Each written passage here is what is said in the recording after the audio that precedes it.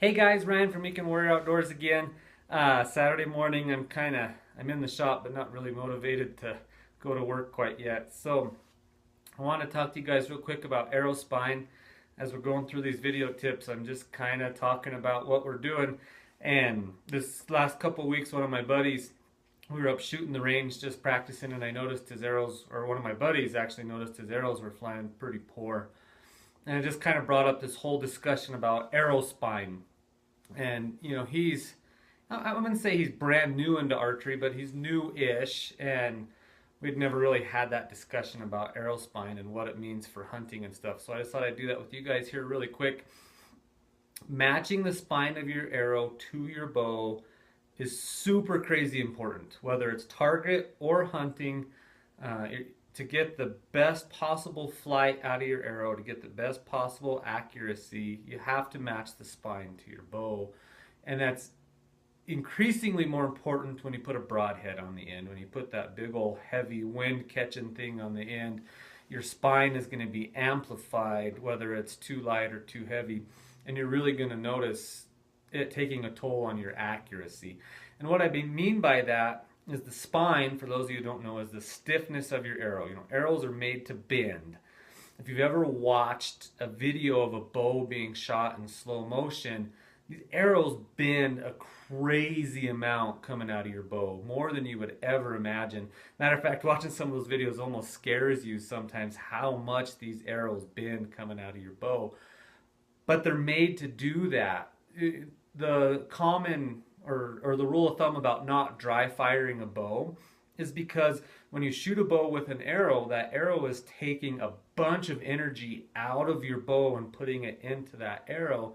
And when you don't have an arrow in your bow, all that energy is going into your bow, and now it's hurting your limbs and your cams and your components. That being said, arrows are made to bend, but if they bend too much, you're going to get this wide, floppy arrow flight. If they don't bend enough, that's when you're going to get the planing motion.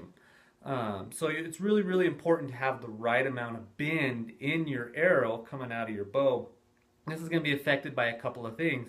One, your draw length, and two, how many pounds you're shooting. And three, to a degree, the type of cam that you're shooting, whether it's a radical cam, a smooth cam, a single cam. All those things are going to have effect on the arrow spine that you need to choose. Now, finding the right arrow spine is really easy. Every arrow company has a chart. Just Google, in this case, I'd Google Easton arrow spine chart. Go to the images section, and there's a bunch of charts. Just pick one. Match your cam, your draw length, and your pounds. Follow it over, and it's going to give you your spine, and that's a great place to start. The other thing when we're talking arrows is to look at the weight, the overall weight of your arrow. So now you've got your spine matched to your bow, but you're going to want a different arrow whether you're hunting or shooting target. For instance, this here is Carbon Zenith. It's not a very expensive arrow. I think it's $6 or $7 all fletched up.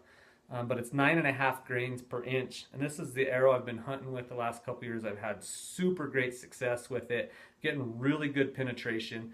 I'm only shooting a little over 60 pounds out of my Carbon Knight. I don't like shooting a ton of weight. I like being able to draw back and hold when I need to.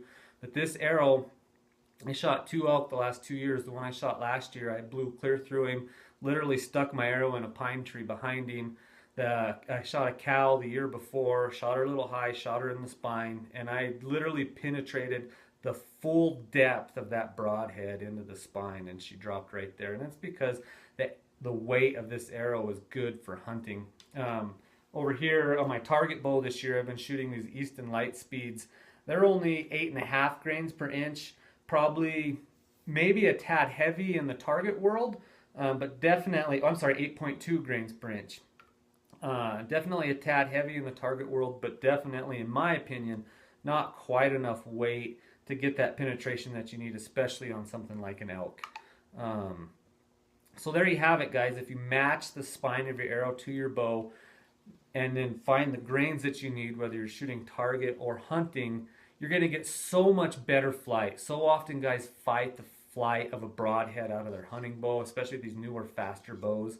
And a lot of times it's just because the arrow doesn't match their bow. And because everyone is different. Everyone has different draw lengths. Everyone shoots a different poundage. What works for you is going to be different than your buddy. Is going to be different for me. So really spend a little bit of time, match the arrow to your bow, and I think this coming hunting season you're going to be a lot happier with the flight that you get out of your broadheads, and ultimately increase your success in the field. For now, I'm Ryan from Weekend Warrior Outdoors. We'll catch you next time.